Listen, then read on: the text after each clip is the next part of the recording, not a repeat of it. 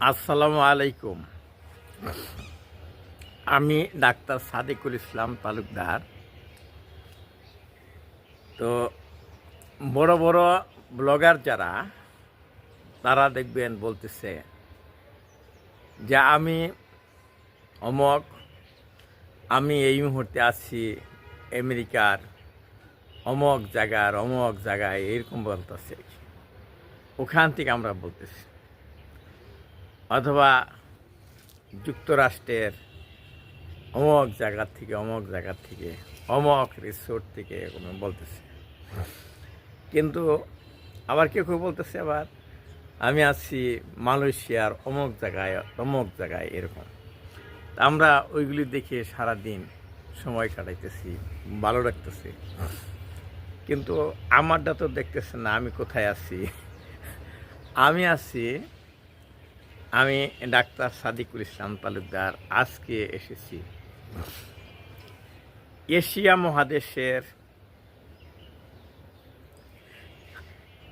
মহাদেশের বাংলাদেশ অবস্থিত ময়মনসিংহ শহরে মাসকান্দায় একটা ছাদ বাগানে বড়ই গাছ তলে দেখেন। এই যে আমার মাথার উপর একটা বড়ই গাছ আছে, দেখতে পাচ্ছেন কি না? আমি আর একটু কাছে আসি। এই যে বড়ই গাছ, আর আমার এই আশপাশে দেখেন বড়ই। এই যে এই যে বড়ই, তা আবার কীরকম বড়ই? আকর্ষণীয় বড়ই, বিশেষ করে মেয়েদের কাছে আকর্ষণীয় টক বড়ই। শুধু মেয়েদের কাছে না, আমার কাছে এটা খুব আকর্ষণীয় বড়ই গাছ। আজকে এই বড়ই গাছতলে দাঁড়াইয়া আমি বড়ই খাবো, আর এই বড়ই নিয়ে একটু গল্প করবো আর কি। শুনুন, তো গল্পের ছলে আমি এই বড়ই গাছের যত্ন, এমনকি যে আমার আশেপাশে যে ছাদ বাগানের অন্যান্য গাছ, এইগুলি নিয়ে আমি কথা বলব। তা আসুন আগে বড়ই গাছটা দেখাই নেই। এই দেখেন বড়ই গাছের গোড়া, এই যে বড়ই গাছের গোড়া একটু সাইড থেকে দেখাই, পরে বড়ই গাছ দেখাইতেছি। এই দেখেন এখানে 3টা কাণ্ড দেখা যাচ্ছে, মাঝখানের কাণ্ডটা নেই। এই মাঝখানের কাণ্ডটা ছিল আসলে বাউকুল গাছ, মিষ্টি বড়ই।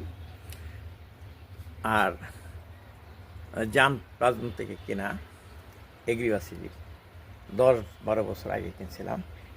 কয়েক বছর বড়ি খেয়েছি, কিন্তু পরে এটা মারা গেল, যে এখানে মারা গেছে। মোটাও ছিল দেখেন এটা।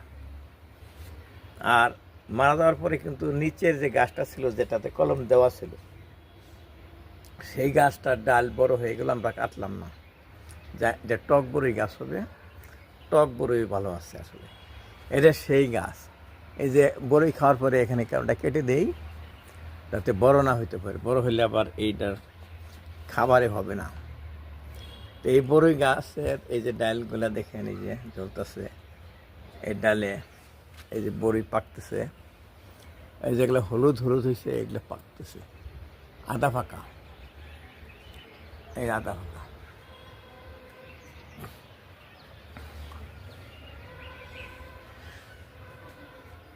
এই যে আধা ফাঁকা বড়ই। আমি দেখাই নেই, পরে বড়ি খাবো, আপনাদেরকে দেখে বড়ি খাবো। যদি দেখেন আমার চোখ বন্ধ হয়ে আসে, তাহলে এটা টক, বেশি টক। আর যদি বন্ধ না হয়ে আসে তাহলে মিষ্টি। আর যদি হালকা বন্ধ হয় তাহলে হালকা টক, হালকা মিষ্টি। তা আপনারা কোনটা পছন্দ করেন? নিশ্চয়ই হালকা টক, হালকা মিষ্টি এইরকম। ওইটা পেয়ারা গাছ।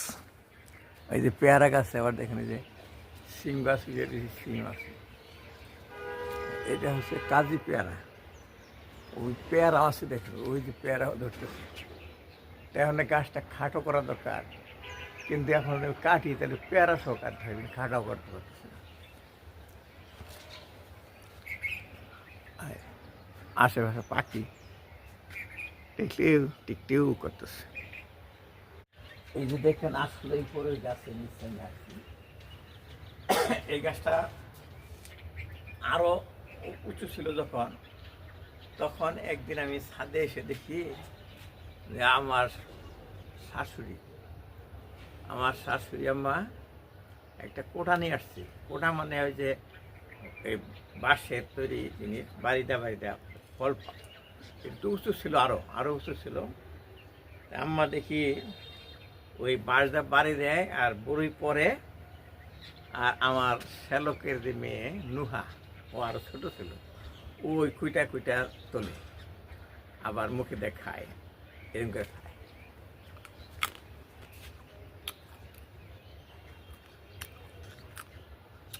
আমি কাছে গেলে আম্মা লজ্জা পাবে, দূরে থেকে দেখতেছি, দাঁড়িয়ে দূরে থেকে একটা ছবি তুলছিলাম, কাছে গেলে তো ছবি তোলা লজ্জা পাবো।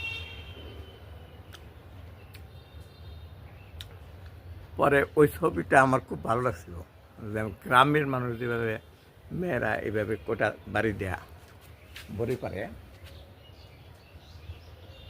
ওই ব্যাপারটাছে আবার আরেকজন করতেছে তার নাত নিয়ে। এই যে খেলাম, আমার কিন্তু চোখ বন্ধ হইল না, হালকা বন্ধ হয়েছে, মানে হালকা টক লাগে, বেশিরভাগই মিষ্টি, হালকা টক। তো ওই ছবিটা আমি আবার ফেসবুকে পোস্ট করছিলাম, এই পেজে না, আমার যেটা ফেসবুক পেজ। তো ওখানে আমার এক কর্মচারী দেখি কমেন্ট করছে, ছাদ আবার বড়ই গাছ, আবার বড়ই আবার কোটা, এই কথা লিখছে। আমার খুব মজা লাগছিল যে ছাদের মধ্যে কত বড় বড়ই গাছ হয়, যে আবার কোটাতে বাড়তে হয়, এটা আমার খুব মজা লাগছিল। এরকম শহরের মধ্যে একটা গ্রামের আমেজ, গ্রামের ছেলে তো আমি তো ক্লাস 9 পর্যন্ত গ্রামেই, 9 না 10 11 পর্যন্ত গ্রামেই থেকেছি। আমার তো গ্রামকে বলতে পারি না। আরেকটা ছিল, আরেকটু পাশে বেরোচ্ছে, এই যে হলুদ দিচ্ছে, এই যে তখন মনে পড়ে যখন স্কুলে যেতাম, আমাদের বাড়িতে ঘোনারসালা প্রাইমারি স্কুল, 1 মাইল বলতাম ওটা, সেটা আসলে 1.5 কিলোমিটারও বেশি। আর রাস্তায় যাওয়ার সময় আমার ক্লাসমেট ছিল আমির আলী। আমির আলীর বাবার নাম ছিল গাদু চাষা। গাদু চাষাদের একটা গুলবরি গাছ ছিল, ওটা ছিল মিষ্টি বড়ি, ওটা ইচ্ছা মতো অনেক খাওয়া যেত। আমরা 1 মাস 1.5 মাস পর্যন্ত এই বড়ই পাইরে খাইতাম, আসার সময়, বিশেষ করে স্কুল দিয়ে ফেরার সময় ইচ্ছা মতো খেতাম। গ্রামে আবার পোলাপানরা কারো গাছের কোনো ফল পারলে বড়রা নিষেধ করে না, আদর করে। আর উনি গাদু কাকা আমাদের খুব আদর করতো, খাও বাবা খাও, আরও নিজে ইচ্ছা করে পেরে দিত। এই বড়ই গাছের কাছে আসলেই ওই আমির আলীর কথা মনে, আমির আলী ক্যান্সার হয়ে মারা গেছে। আমার কাছে আসছিল, আমি পরীক্ষা কইরা বায়োপসি করে আমি ডায়াগনোসিস করছি, তার squamous cell carcinoma oral cavity হয়েছিল। সে অনেক কষ্ট করে মারা গেছে। সেই কাকুর কথা মনে পড়ে, আমির আলীর কথা মনে পড়ে। আর আমি ওই বড়ই খাই গাছ থেকে তুলেছিলাম। তবে আমি ডাক্তার, আপনার বলতে পারেন যে আপনি আবার না ধুয়ে খান কেন? আমি ধুয়েই খাই, কিন্তু এই গাছের থেকে খাওয়ার একটা আলাদা আনন্দ আছে, সেই জন্য আমি একটু কষা টষা দিয়ে খাই। এটা জানি যে তেমন ময়লা টেলা নাই এখানে, তবু খাওয়া ঠিক না, আপনাদের বলি যে খাবেন না। কিন্তু যেহেতু আমি এখন ব্লগ করতেছি, বড়ই দেখাচ্ছি, বড়ই খাচ্ছি, এটা দেখার জন্য খাইতে পারি। আমি অনেকে বলে যে আপনি ভিডিও করেন, ছবি তোলেন, কিন্তু খাওয়ার ছবি তুলবেন না, খাওয়ার ভিডিও করবেন না। ঠিক আছে, কিন্তু আমি ব্লগ ভিডিও তৈরি করার জন্য কিন্তু করা যেতে পারে, ওটা আলাদা নিয়ম। আমরা যারা ব্লগার আছি তারা খাবারটা খাই, খাওয়াটা কেমন লাগলো শোনাই। কেউ কেউ বলে যে 10-এ 10, এরকম বলি। এই যে বড়িটা খাইলাম, তাহলে আমার কাছে মনে হচ্ছে 10-এ 10ই দিলাম।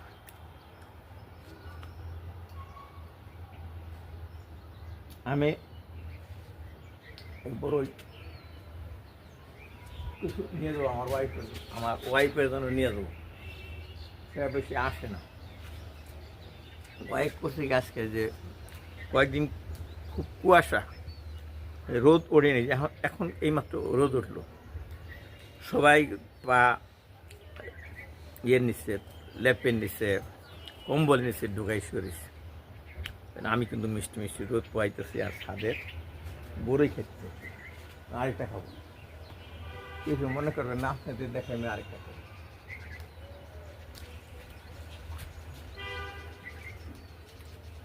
আজকে স্পেশাল রেসিপি করছে আমাদের জন্য খিচুড়ি রান্না করছি। খিচুড়ি হলো 3 ধরনের ডাল, মুগের ডাল, মাছের ডাল আর মুসুরির ডাল মিক্সার করছে। তারপরে চাউলটা দিছে ওই পোলাওয়ের চাল। তারপরে সবজি দিছে এই যে বাগানেরই সবজি, এই ছাদ বাগানের, আমার ছাদ বাগানের থেকে নিচ্ছে আপনার ওই ফুলকপি, তারপরে মূলা, আরও জানি কী কী নিচ্ছে মিয়া, ও সিম, গাছের সিম যে দেখাইলাম, এটা মিক্সার করছে। আর কিছু কেনা জিনিস আছে তার সাথে দিয়ে, অনেকগুলো ধরনের সবজি মিক্সার করে একটা রেসিপি তৈরি করছে, তার নাম হলো সবজির খিচুড়ি। কিন্তু সবজির খিচুড়ি হলেও ওর মধ্যে আবার গরুর মাংস দিছে, গরুর গোশত দিছে।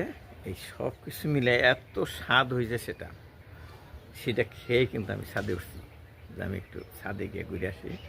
আর এত সুন্দর মিষ্টি রোদ, বাজে কয় না, বড়িটা ভিতরে ঢুকে গেছে।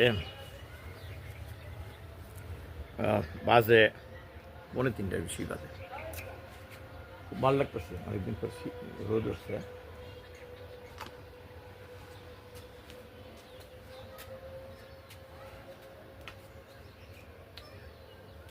আরও কিছু সবজি আছে, একটু দেখাই আপনাদের।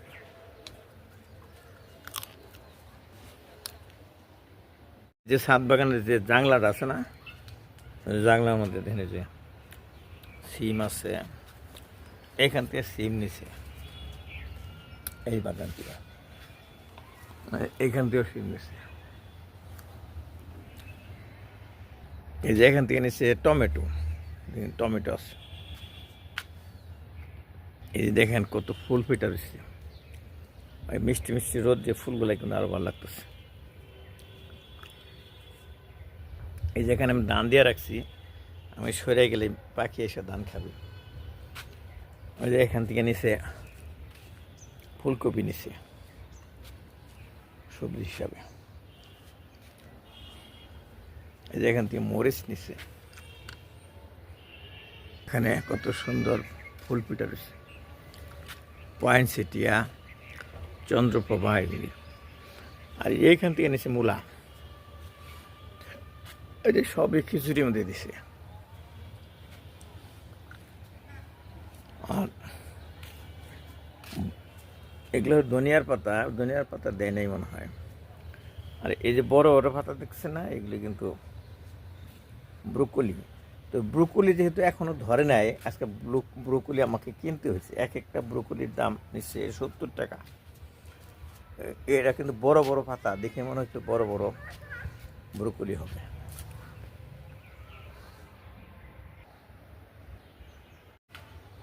আমি কিছু টক করে আমার ওয়াইফের জন্য নিয়ে যাব। এগুলি পাকা গলিতে উপরের দিকে আছে, টান দিয়ে নিচে নামে না। এটা নেই, এটা নেই,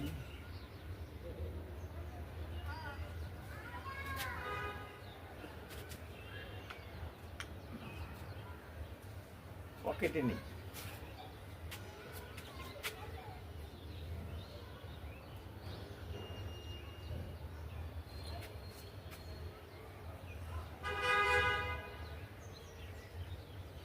কাটা আছে কিন্তু সাবধানে যেতে হবে।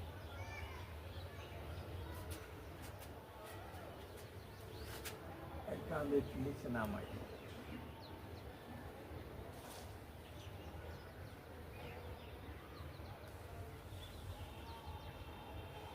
যেগুলো একটু হলুদ হলুদ এগুলি